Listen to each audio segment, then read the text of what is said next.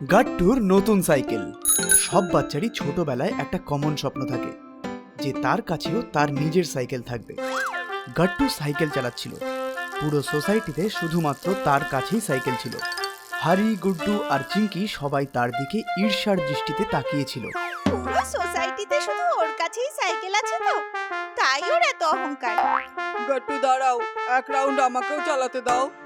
কিন্তু গাট্টু নিজের সাইকেল কাউকে কেন দেবে? সব বাচ্চারা গাট্টুর পেছন পেছন দৌড়াতে শুরু করলো। আর গাট্টুর খুব মজা লাগছিল। সে তাড়াতাড়ি প্যাডেল করে সাইকেল চালাচ্ছিল আর বাকি বাচ্চারা তার পেছন পেছন দৌড়াচ্ছিল। গাট্টু প্লিজ, প্রমিস, শুধু এক রাউন্ড। গাট্টু হাড়ির দিকে তাকিয়ে মুখ ভ্যাংচাচ্ছিল। তখনই সে ওয়াচম্যান আঙ্কেলকে সামনে হাঁটতে দেখে। গাট্টু জোরে জোরে সাইকেলের বেল বাজাতে শুরু করে আর সাইকেলের স্পিডও কমে যায়। যেই বাচ্চারা পেছনে দৌড়াচ্ছিল তারা গাট্টুর সাইকেল প্রায় ধরে ফেলেছিল। আঙ্কেল সরে যান, আঙ্কেল। সাইকেলের বেলের আওয়াজ বেড়েই চলে। হঠাৎ গাট্টুর ঘুম ভেঙে যায়। গাট্টু বিছানার ওপর উঠে বসে। ও শিট, স্বপ্ন ছিল। আরে কিন্তু সাইকেলের বেলের আওয়াজ এখন আমার কানে কেন বাজছে? একটানা সাইকেলের বেলের আওয়াজ শোনা যাচ্ছিল। এটা গাট্টুর স্বপ্ন থেকে নয়, বাইরে থেকে আসছিল। গাট্টু গ্যালারির দিকে দৌড়ালো। ও নিচে তাকাতেই দেখলো হাড়ি ওর নতুন সাইকেল নিয়ে দাঁড়িয়ে আছে আর বেল বাজাচ্ছে। হরির কাছে সাইকেল? গাট্টু দৌড়ে নিচে হাড়ির কাছে গেল। কেমন লাগলো? খুব সুন্দর রে। কবে কিনলি? কাল অবধি তো তোর কাছে সাইকেল ছিল না। এই শুনে হাড়ি অহংকার করে বলল, বাবা আমাকে সারপ্রাইজ গিফট দিয়েছে, কাল রাতেই নিয়ে এসেছে। আমি তখন ঘুমাচ্ছিলাম, সকালে চোখ খুলে দেখি সামনে সাইকেলটা রাখা আছে। তুই অনেক লাকি রে, তোর কাছে এখন নিজের সাইকেল আছে। আমাকে একবার দে, আমি শুধু এক রাউন্ড মেরে আসি। আমি সাইকেল চালাতে পারি, আমাকে হর্ষদা শিখিয়ে দিয়েছিল। স্বপ্নেও ভাবিস না, মা কাউকে সাইকেল দিতে মানা করেছে। প্লিজ এক রাউন্ড, প্লিজ, প্রমিস, শুধু একবার। কিন্তু হাড়ি কিছুতেই রাজি হলো না আর গাট্টু রেগে গেল। ঠিক আছে, আমিও নিজের সাইকেল তোমাকে ধরতেও দেব না। কোথায়? স্বপ্নে? গাট্টু আরো রেগে গেল আর হাড়ি অহংকারের সাথে তার নতুন সাইকেল নিয়ে চলে গেল। দেখিস, আমার কাছে তোর থেকেও ভালো সাইকেল থাকবে। গাট্টু মন খারাপ করে বাড়ি ফিরে এলো। বাবা, মা আর চিঙ্কি হলে বসেছিল। কোথায় চলে গিয়েছিলিস? এবার তাড়াতাড়ি ফ্রেশ হয়ে ব্রেকফাস্ট করে নে, আমাদের খাওয়া হয়ে গেছে। কিন্তু গাট্টু খুব রেগে ছিল। আমি ব্রেকফাস্ট করব না, আমি আজ না কিছু খাবো না কিছু করব। আরে হঠাৎ করে তোর আবার কি হলো? এখন তো হরির কাছেও নতুন সাইকেল আছে, ওর বাবাও কি গিফট করেছে। এখন সোসাইটিতে শুধু আমার কাছেই সাইকেল নেই। এই বলে গাট্টু কাঁদতে শুরু করে। সকাল হতে হতেই সাইকেলের বায়না শুরু। এবার কান্নাকাটি বন্ধ করো। সবার কাছে যা আছে সেটা তোমার কাছেও থাকতে হবে তার কোনো মানে নেই। তোমার কাছেও এরকম অনেক খেলনা আছে যা অন্য কারোর কাছে নেই। আমাদের কাছে সব থাকতে হবে তার কোনো মানে নেই। বাবা, তুমি আমাকে কথা দিয়েছিলে যে আমি বড় হয়ে গেলে তুমি আমাকে সাইকেল কিনে দেবে। বাবা, তুমি একটু বড় হলেই তোমাকে সাইকেল কিনে দেবো। তুমি সব সময় একই কথা বলো। এরকম চলতে থাকলে আমি বড় নই, বুড়ো হয়ে যাব। এই কথা শুনে মা, বাবা আর চিঙ্কি হাসতে শুরু করে দেয় আর গাট্টু আরো রেগে গিয়ে নিজের রুমে চলে যায়। সারা দিন গাট্টু নিজের ঘরে কান্নাকাটি করে। সে স্নান, খাওয়া দাওয়া সব ছেড়ে দেয়। গাট্টু, দরজাটা খোল বাবা। ভালো ছেলেরা জেদ করে না। আমি ভালো ছেলে নই, আমি যখন বড় হয়ে যাব আমি তখন ভালো ছেলে হয়ে যাব। এই কথা শুনে মায়ের মন খারাপ হয়ে যায় আর সে বাবার কাছে গিয়ে বলে, ও তো জেদ ধরে বসে আছে, ওকে একটা সাইকেল কিনেই দিই।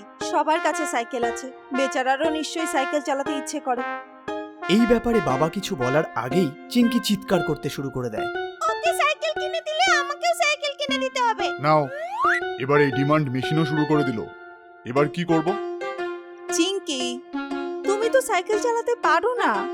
গাট্টুকে সাইকেল কিনে দেওয়ার পর ও তোমাকে শিখিয়ে দেবে। যখন তুমি সাইকেল চালাতে শিখে যাবে তখন তোমাকেও সাইকেল কিনে দেওয়া হবে, ঠিক আছে? চিঙ্কি শান্ত হতেই বাবা গাট্টুর রুমে যায়। ওকে বুঝিয়ে সুঝিয়ে ব্রেকফাস্ট করিয়ে দুজনে মিলে মার্কেটে যায়।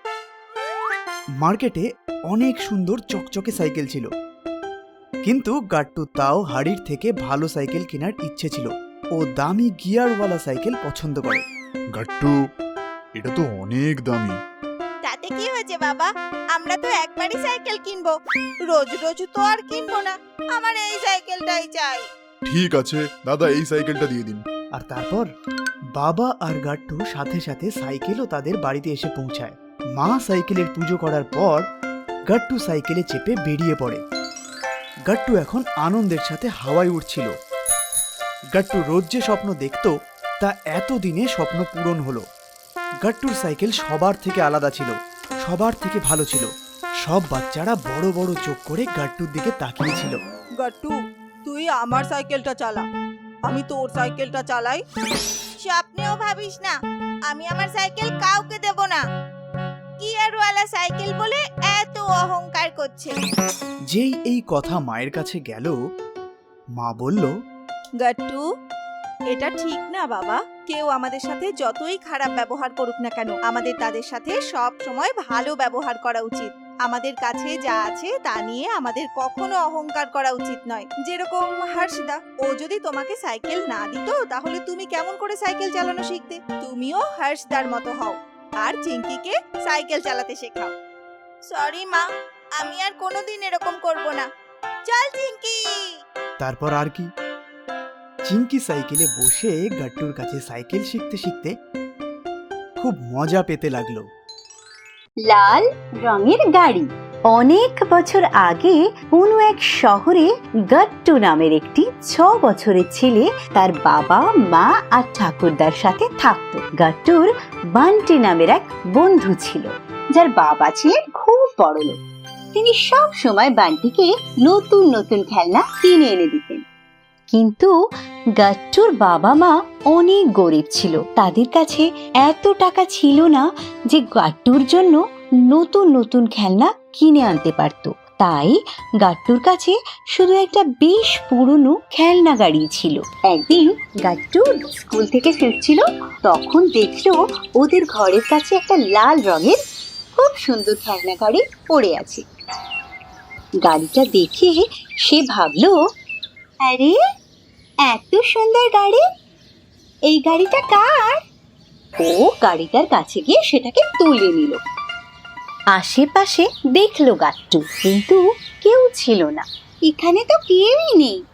আচ্ছা, তাহলে এই গাড়িটা আমি রেখে দিচ্ছি, আর যখন গাড়িওয়ালাটা খুঁজতে খুঁজতে আসবে তখন না হয় ফেরত দিয়ে দেব। এই ভেবে সে গাড়িটাকে নিজের সাথে ঘরে নিয়ে গেল। এইবার গাট্টু রোজ স্কুল থেকে ফিরে কারটা নিয়ে খেলতে লাগলো। ধীরে ধীরে গাট্টু ভুলেই গেল যে গাড়িটা ওর নয়। এমনি করে অনেক দিন পেরিয়ে গেল। এরপর একদিন গাট্টু তার ঘরের বাইরে বসেছিল, তখন চিন্টু আর পিন্টু নামের দুটি ছেলে সেখান দিয়ে বেরোচ্ছিল।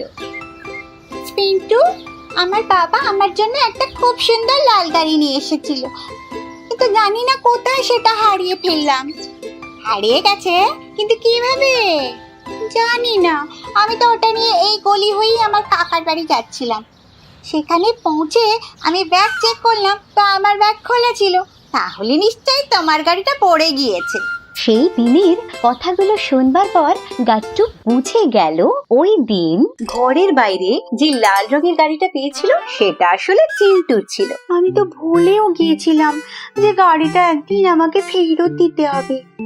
তারপর মনে দুঃখ নিয়ে ওই গাড়িটা উঠালো আর চিন্টুর ঘরের উদ্দেশ্যে বেরিয়ে পড়লো।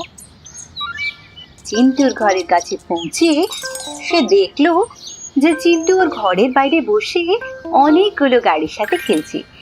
এই দেখে সে বলল, আরে এই চিন্টুর কাছে তো এত সুন্দর সুন্দর কার আছে, আর আমার কাছে শুধু একটাই আছে, যা আবার এত পুরনো। যদি আমি ওকে লাল গাড়িটা নাও দিই তাহলে ওর ওপর কোনো প্রভাবই পড়বে না, তাই এই লাল গাড়িটা আমি রেখে নিচ্ছি। এই ভেবে সে ওই গাড়িটা নিজের ঘরে ফেরত নিয়ে এলো। সেই দিনই সন্ধেবেলা ও ঠাকুরদা ওকে রোজকার মতো হোমওয়ার্ক করাচ্ছিলেন। লোভ করা খুব খারাপ জিনিস। গাট্টু, তুমি কি জানো লোভ কি জিনিস? না ঠাকুরদা, লোভের মানে হলো অন্য কারোর জিনিস নিজের ভেবে নেওয়া। কিন্তু ঠাকুরদা, যদি আমার কোনো জিনিস ভালো লাগছে আর আমি চাইছি সেটা আমার হয়ে যাক, তবে তাতে খারাপ কি আছে? খারাপটা হলো তুমি কিভাবে ওই জিনিসটি পাওয়ার কথা ভাবছো। সেটা কিভাবে?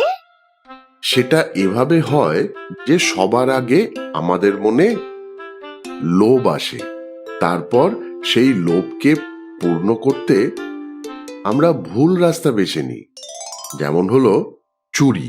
আর তারপর শুধু ওই ছোট লোভের কারণে আমরা চোর হয়ে যাই। আর যেহেতু সমস্ত খারাপের সূত্রপাতই কোনো না কোনো ভাবে লোভ থেকে হয়, তাই জন্যে সব খারাপের মধ্যে লোভ হলো সবচেয়ে বেশি খারাপ। ঠাকুরদা ঠিকই বলেছেন। লোভের কারণেই আমি চিন্টুর গাড়ি নিজের কাছে রেখে দিয়েছি আর আমি চোর হয়ে গিয়েছি। এই ভেবে সে তক্ষুনি গাড়িটা নিয়ে চিন্টুর ঘরে গেল আর তাকে তার গাড়ি ফেরত দিয়ে দিল। এইভাবে ঠাকুরদার কথা শুনে গাট্টু লোভের মানে বুঝতে পেরে গেছিল, আর এরপর সে কখনো লোভের বশে কোনো ভুল কাজ করেনি।